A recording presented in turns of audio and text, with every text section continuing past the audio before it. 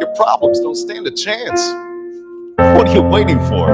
Contact them today and let them take care of your problems.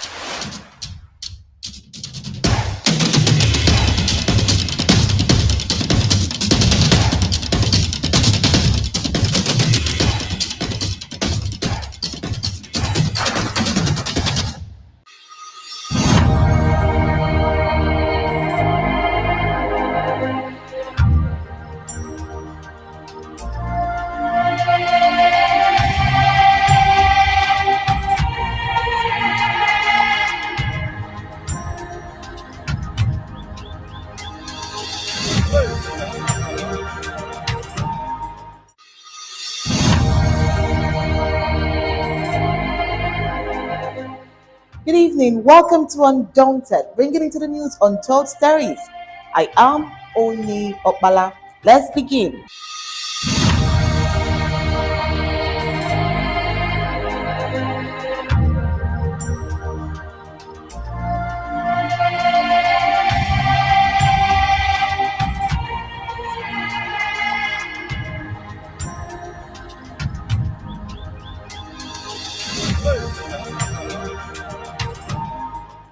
It is sad for us to start by high saying that Doctors Without Borders has announced its suspending operations in the troubled south of the Midland region of Ambazonia, La Republic the Cameroon at it again. As French Cameroon genocidaries continues to waste innocent lives, butcher and murder the peoples of Ambazonia, and also wickedly making attempts to deny them access to humanitarian assistance, the West is proactively ensuring that Ukraine gets all it needs to defend themselves. Ukrainian President Volodymyr Zelensky called for more weapons and for Europe to close its seaport to Russia in an address to the Norwegian parliament on Wednesday. And to respond to concerns of the evil machinations of the so-called unity warriors, Secretary of State for Self-Defense and Homeland Secretary Mr. Francis Cheney will be joining us to take some questions. Let's quickly get to the prime headlines.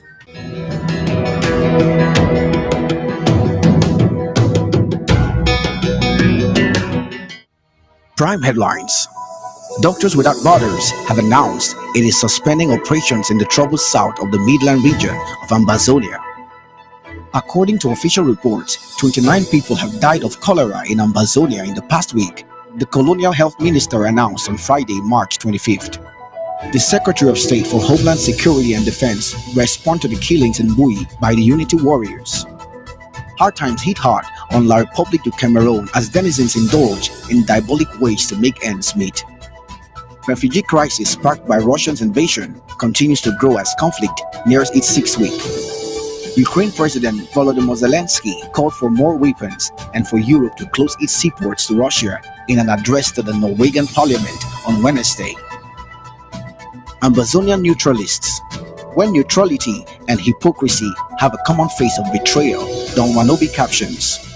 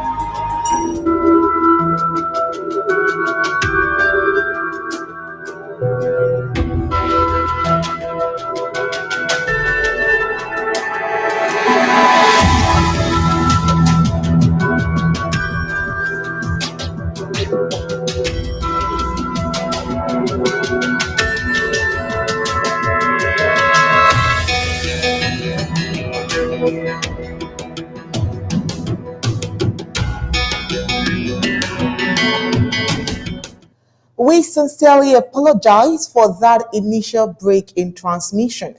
We are back with the news. Let's begin. La République de Cameroon is at it again. After escalating the carnage in Ambazonia lately, they most probably want to send away any organization or NGO that provides support to the suffering people of Ambazonia. Reports has it that Doctors Without Borders has announced it's suspending operations in the troubled south of the Midland region of Ambazonia. What's happening? Is this another scheme to make the people bend and turn against the struggle? It is important to note that this is not the first humanitarian organization having difficulty operating in Cameroon since the war began.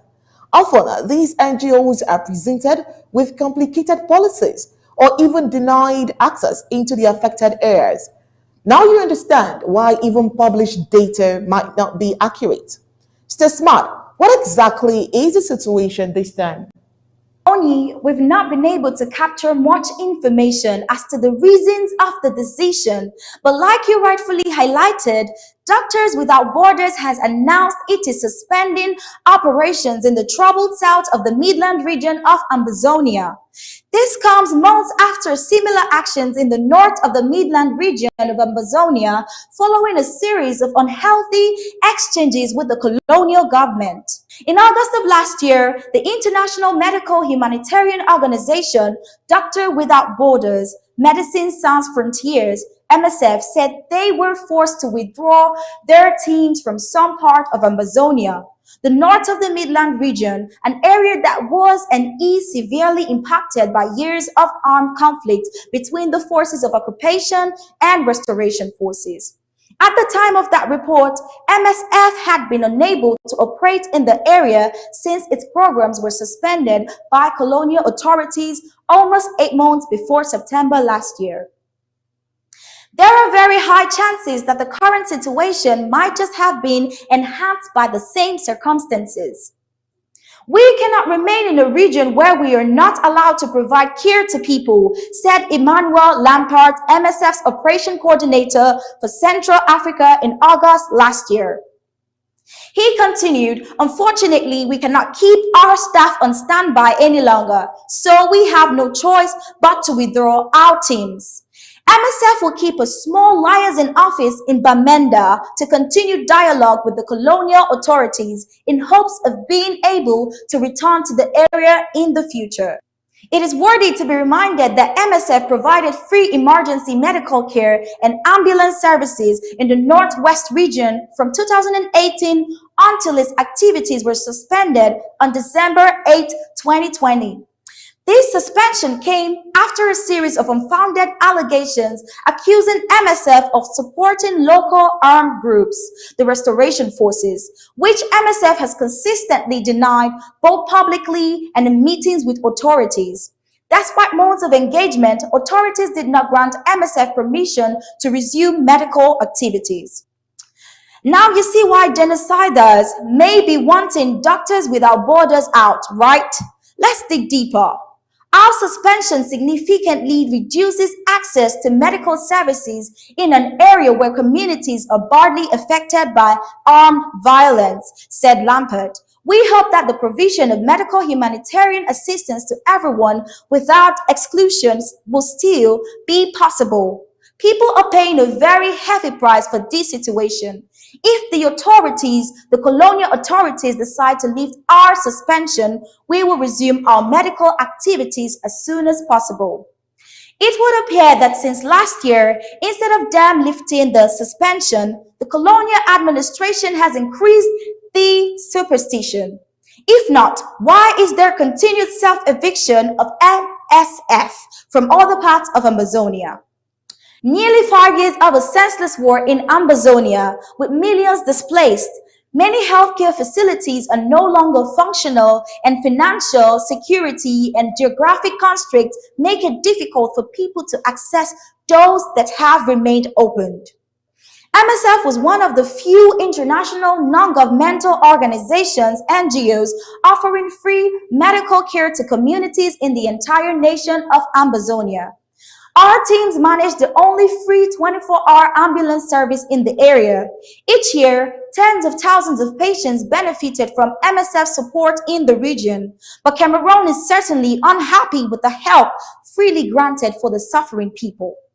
If it ends up that this same NGO is leaving every other part of Ambazonia for the same reasons, then hypothetically, it won't be wrong for us to conclude that the colonial government is die-heartedly using every available means to punish the civilian population for their resilience, and most probably turn them against the Ambazonian liberation movement. That notwithstanding, we will update you with facts as the story unfolds. The situation in the Cameroons on the agenda of Yaoundé government is pathetic indeed. Cholera is wasting lives and creating fears all over the place. Available data and official reports are conflicting. Our intelligence has it that the colonial administration is concealing data, accurate data. The question is, who is hiding what and why? Of course, that has a simple answer. Healthcare policy has been used in both Cameroons for decades, has always been a flop. Now, that is even clearer that the lives of Ambazonians doesn't really matter to Yaoundé. The situation could just be an opportunity they would hope to make gains. How unfortunate. The recent outbreak of cases, mainly in Victoria, had some clouds surrounding official reports. Between 16th and 22nd of March 2022, there was an outbreak of cholera in Victoria, the south of the Midland region of Ambazonia, with over 600 cases. So it was reported, and as we speak, there are more than 1,000 as per our investigations. It was also reported that 27 people have died of cholera in 3 major towns in neighboring La République du Cameroon, in the western region, and in Yaoundé. Again, another gross underestimation. According to other sources, since October 2021, the cholera epidemic has claimed 62 lives, with nearly 2,100 cases reported. In a recent tweet, Dr. Malaika, the recent management system has been activated, he said, to ensure coordination of measures taken and reactivate vaccination. What Dr. Malaika had been unable to tell us is when it was activated. So by their reports, the Cameroons from January and August 2020, the country lost about 66 lives to cholera. In early 2021, the World Health Organization WHO estimated that there were 1.3 to 4 million cases of cholera and 21,000 to 143 deaths from the diseases worldwide each year. Well, the WHO can only get what it is told, and there is no doubt that Cameroon's figures can never be trusted. Safe oral cholera vaccines should be used in conjunction with improved water supply and sanitation to limit cholera outbreaks and promote prevention in known high-risk areas. The UN agency said that. That notwithstanding, the Department for Health and Social Services, under the leadership of Dr. Yaya Foya, is proactively employing measures to provide aid, educating the public via ABC Amba TV, mostly subsidies to some IDPs. We will continue to observe the situation and be rest assured that you'll get details from us as it unfolds.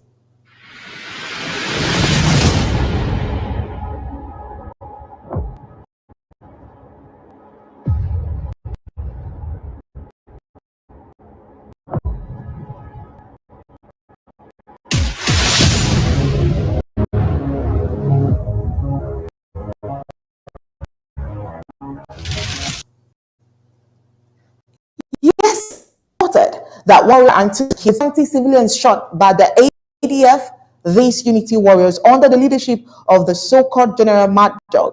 Mad Dog, in his mind, really be acting the name, you know. It was reported that this sad event took place on Monday, March 28, 2022, following instructions from FM, No PT, and his ADF command.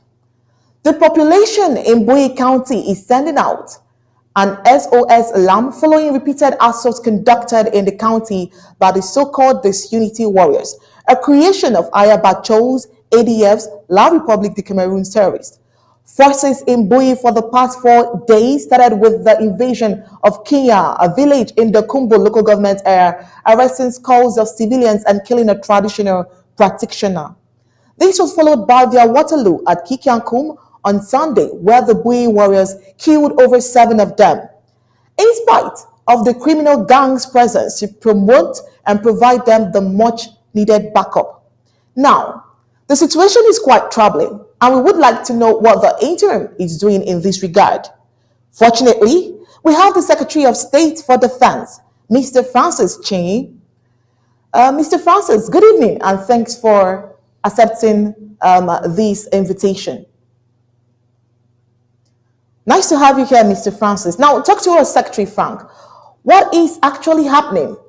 What is the interim government doing to stop the insensitive killings of the restoration forces by those who should be working together? Thank you, Uncle Lady. Let me begin by extending my sincere condolence to the families of our fallen heroes, of our civilians that were brutally murdered by some of us in Bui County. I equally want to give a 21-gun salute to all the ARFs who have been working so hard to keep this revolution on track and are not distracted by the so-called unity warriors. As you can understand, we are a government, and as a government, we do everything within our jurisdiction to keep our population, and when I say population, it includes the civil society and the Ambazonia restoration forces together. Lately, we saw the introduction of what was called the Unity Warriors. When this came up, as a government, we saw that like a step towards uniting the forces on the ground to see how we can flush the common enemy. But unfortunately, it has been the contrary, because these so-called unity warriors have been so focused on trying to dismantle the structures that the interim government has put in place to fight the enemy. The recent incident in Bui is just one of them. We all saw how can true restoration fighters open fire on the civil society that came to complain that something is not moving right.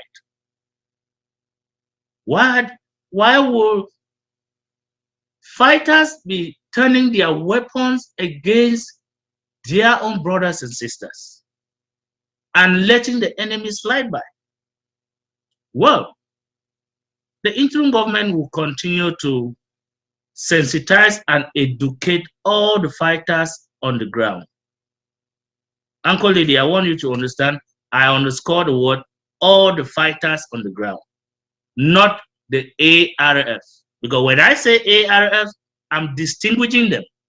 But all fighters will be educated to understand the importance of focusing on the enemy.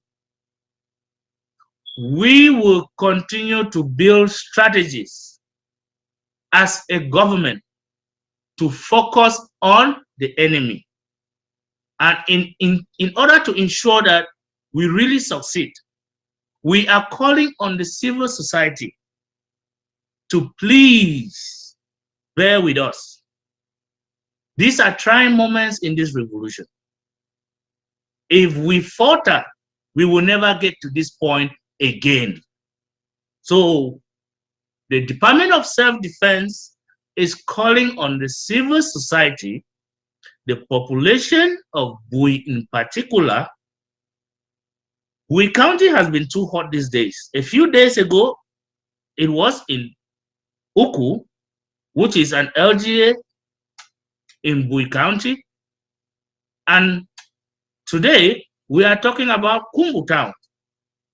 So we are calling on the civil society in Bui County in particular and the entire Ambazonia as a whole to please bear with us. These are difficult moments.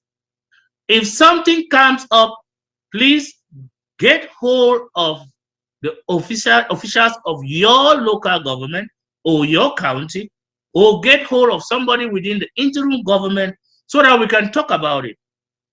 I will not advise our civilians to openly protest in front of our restoration forces because they are holding weapons in their hands and they do not know who is coming to face them. You might be coming at the civilians while the military or the republic is embedded in that crowd. So they won't let you come close. Get to us and we can handle this and make sure everything is okay. And to the restoration forces, please, for no reason should we turn our weapons against our civilians or even our own brothers and sisters that are fighting too. No matter the disagreement, let's find a common ground. But you rest assured, in the days ahead, we will continue to implement strategies that will separate and define who is actually fighting for the revolution and who is just aiding the enemy to take us back to the status quo. All right, thank you, SOS Frank. Now, do you think that there is hope for collaboration with either some individual fighters who might just be victims of, manipulation? And if that happens, what should we expect? Thank you once more, Uncle Lady. Like I mentioned before, as a government, we don't close our doors. Our doors are wide open for our brothers and sisters who might have taken the wrong track to return back home. Yes, there is room